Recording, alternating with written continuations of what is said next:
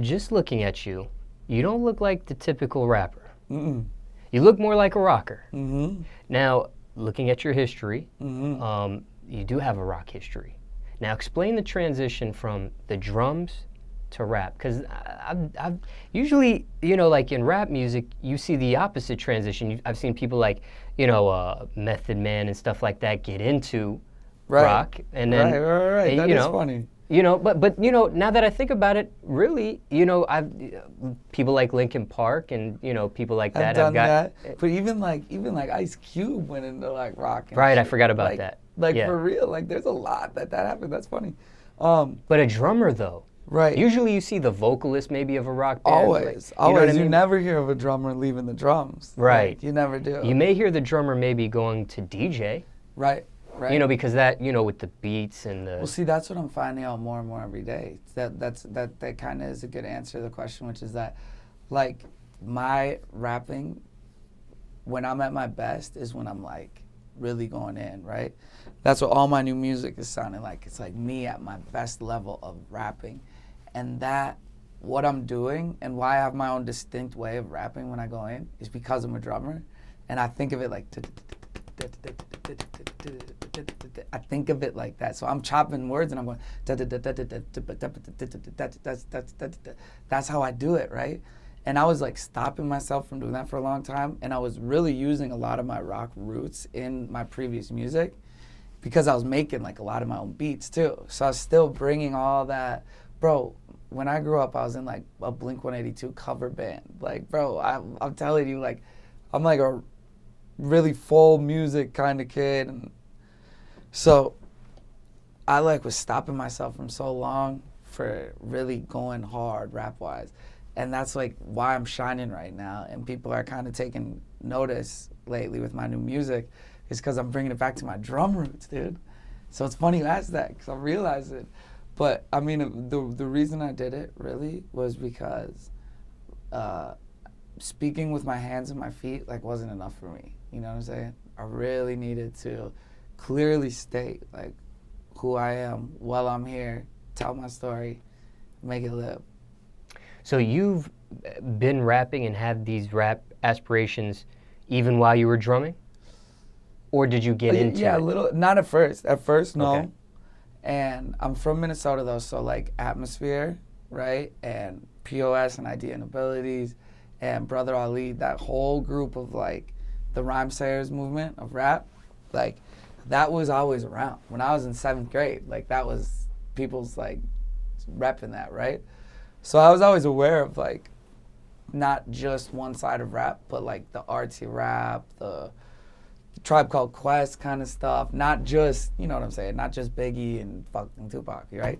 More than that. So I never really thought about it though, that I was gonna be doing it until I was on tour and I was playing drums and like this dude on tour would always freestyle. And I just have had it from the beginning. Right when I open my mouth to freestyle, like I can just see like the words come, right? So I can just do that. And if you can do that, and especially confidence-wise, if you have confidence, that's like what it takes to like rap. Because so many people just don't do it because they don't think that they like sound cool or can do it on the spot, right? But it's like it's okay to mess up first. But I've just had it that I can just see the words coming. I can say I know what to rhyme shine with. I know what to rhyme verb with. You know what I'm saying? I can go forever. So it just happened, but I wasn't really planning on it. But once I started doing it, it was over. That was it. Yeah, because I would think being in a rock band and you wanting to tell your story without your hands and feet, I would think singing would be a natural progression. I know. And if it was that easy that you could just like sing and be confident, that's what I'd be doing. But like when you sit there and you hear yourself on a voicemail or something for the first time, or you record yourself singing I'm saying the first time, obviously after work, but you just are like, I was just like, dude, I'm not a singer. I'm not a singer. And I always found it so funny because like, it's not even a disrespectful thing. I think it's one of the best parts about rap, but like we're rapping right now, essentially. This is what I sound like on a track. That's what you would sound like if we were rapping.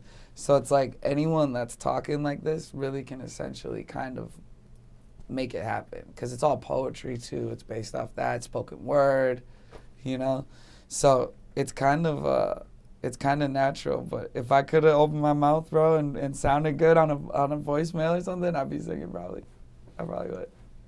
Now, with the rock and rap genres, do you feel like the hip hop community has embraced and accepted you more, or how has the rock genre accepted what you got going on? What's happening right now is what I've been really had my fingers crossed and wanting to happen the whole time, which is now the real like rap crowd is accepting me. And it's due to like me stepping with my best foot forward and playing all this new music, right? I'm on tour right now with I'm Sue. So I'm playing like to a rap crowd, right? And I'm playing like all new songs, okay? And now it's going over really, really well. At first, I was touring with still my friends from rock bands. So my first tours, bro, the first tour I ever did was in Australia, in New Zealand, with a band I was in called Scary Kids Scaring Kids, okay? So I was opening for them, and they're like screaming like almost metal music, and I'm up there rapping before they play. And so the greatest thing, bro, is I've always really had a challenge with this, because it was like when I was leaving the rock stuff, it was really a challenge for me to get the rock crowd to like me, right? Now that I'm finally totally departed from that, I'm finally like working with people like Cannon and FKI and, you know, people that are very much in hip hop, right? Now that that's happening, I'm like getting accepted by the rap crowd. But it was like a fight, bro. I'm telling you. Like 6 months ago before this new music, like I might get booed off stage on the tour that I'm on right now. Like, so it's been a really big challenge, man. But I've always found a way to work through that and eventually win. You know, one of my best pieces of advice I got for a live performer is that you literally look at the show like a boxing match. It's like you want to knock them out first swing. You want to knock them out first round. But if you got to knock them out with 1 second left in the last round, guess what? Still a knockout, okay?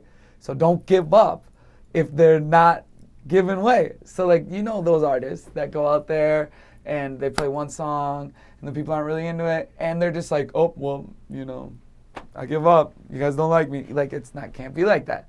So I've always fought to the end, man. And it's finally turning over now that the rap crowd is like bringing me in. And those are my peers, man. Like that's who I've been touring with and hanging out with forever. It's like, so it's happening now. Now, what is your ethnicity? Shit, like German, and Irish. I don't even know, dude. I don't even really know my parents, like, real. I actually was like born in a taxi. Wow. So it was like really weird. I don't even really know. And I've never like looked into it because it's like just hasn't ever been a thing really. But I'm from Bloomington, Minnesota. So Midwest, like through and through. I didn't leave the Midwest until 2 years ago. So I'm definitely influenced 100% by like the seasons, man, the changing of seasons. But Caucasian. Yes. White. Yes. Now, what's your opinion right now of the state of white rappers? I think it's probably the fucking best time it's ever been, dude. I think that everyone is like, I think that people are kind of learning how to use like their voice, right? Like I feel like people are finding sounds, real sounds now. And it's not so much like copycat stuff. It's really like, yo, if you come in with a new sound and you like have your voice doing it, like there's some weird stuff happening, man. Like there's weird hip hop. And like, yo, I was just in Germany. Have you heard German hip hop, dude? Have you ever heard that?